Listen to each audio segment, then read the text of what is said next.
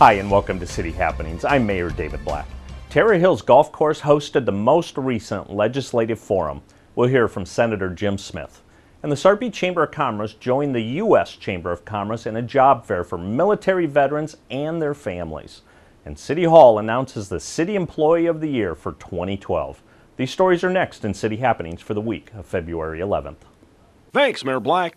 State Senator Jim Smith took part in the Sarpy Chamber's Legislative Forum. We have quite a bit of work ahead of us. Something new for me this year is I am now Vice Chair of the Transportation Telecommunications Committee, and I remain on the Natural Resources Committee. I think it's a great privilege to be nominated to serve on that committee, and it's a very interesting committee dealing with PSC issues as well, telecommunications, road systems, rail systems, things of that nature. I kind of put my small business hat on as well because I looked at some of the exemptions that our business has, and I think that there is a favorable trade-off that can occur where we reduce some of the exemptions, but we broaden the economic activity by eliminating the personal income tax and the corporate income tax. People can hold on to more of their money, then they can choose what to do with that. And I believe that would be a huge boost for our economy. It'd make us very competitive as a state. And unfortunately, we see taxes continue to go up from our federal government. It's great to see our state trying to do something to allow people to hold on more of their money. The Chamber joined with the U.S. Chamber in offering a job fair for area military veterans. When we first started, we expected a very small event. It was going to be held at the local American Legion Post, and it very quickly outgrew the American Legion Post. We've got over 70 here today. We've actually had to turn employers away because we're actually at capacity. We had over 270 pre-register. We've already had a lot of walk-in job seekers. So I have to tell you, the state of Nebraska, I've said it before on camera, for the record, really is leading the way out of all my 10 states. I handle everything from Utah to Alaska and east to Nebraska.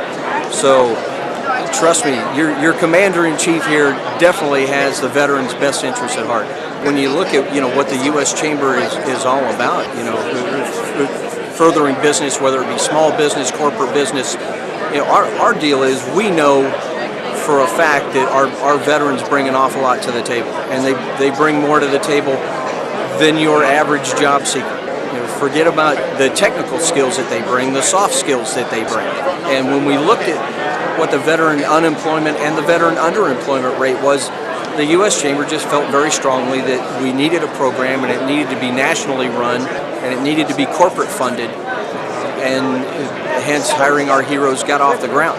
City Hall announced its City Employee of the Year for 2012. It was definitely a big surprise. It was something I wasn't expecting. Like I said, I kind of tend to shy away from that kind of stuff, so that's not what I'm looking to do, not what I'm all about. But it just happened to fall into place. We had a good year, and I had a great staff, and we just got off to a good start with the weather, and put some new programs in place, and they seemed to kind of take off, and I think most of the staff bought in, and we just kind of hit it running, and everything turned out pretty good for us. It's always been my philosophy that hard work is going to win out in the end. I'm not the smartest guy out there. I'm not the best golfer out there. I'm probably not the best businessman out there. But I feel that if I work hard every day, I'm going to be there at the end, and it's going to give me a chance to compete with everybody else. And I may lack some skills in other areas, but I think my hard work will make up for that, and it's worked so far. So that's kind of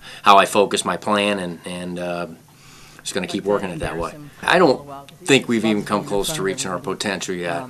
There's a lot more things that we want to do, and Tim and Alex and Bob and Tom and Ryan in the maintenance department, there's a lot of things that us as a group still want to accomplish, and there's a lot of things we want to get done, and that's kind of what we're focused on. I think we laid a good foundation this first year, but I think we still have a lot more room to run, and that's kind of what we're focusing on. Just going to take it one day at a time, do the little things, and keep building programs that people can come out and enjoy. And I think if we do that, treat them right when they're here, they're going to keep coming back. And then I think if we do that, we're going to keep doing better, as golf courses, financially, which is what everybody kind of bases it on in the end, which is kind of a shame. It's you don't hate to look at it that way, but it all comes down to numbers at the end.